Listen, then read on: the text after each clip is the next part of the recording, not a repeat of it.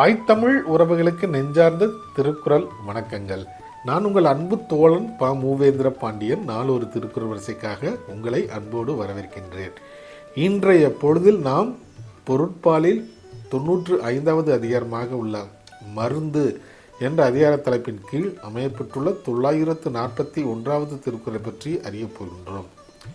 மருந்து என்பதற்கு உடலுக்கேற்ற உணவினை பசியறிந்து அளவோடு உண்ணல் என்ற பொருளில் இந்த அதிகாரத்தின் தலைப்பு அமையப்பெற்றுள்ளது. இப்பொழுது நாம் 941வது திருக்குறள் என்னவென்பதை காண்போம்.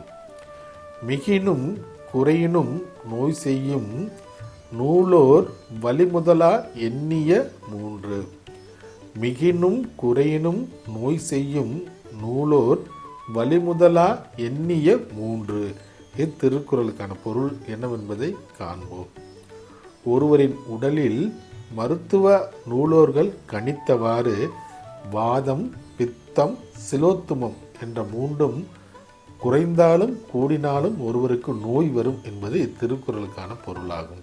மீண்டும் பொருள்: மருத்துவ அறிஞர்கள் கணித்தவாறு ஒருவரின் உடலில் வாதம், பித்தம், சிலோத்துமம் என்ற மூன்றும் குறைந்தாலும் மிகுந்தாலும் நோய் வரும் என்பது இத்திருக்குறளுக்கான பொருளாகும். ஆம் தோழர்களே, நாமும் வள்ளுவரின் வழியினை பின்பற்றி வாழ்வில் எப்போதும் வெற்றியே காண்போம். நன்றி, வணக்கம்.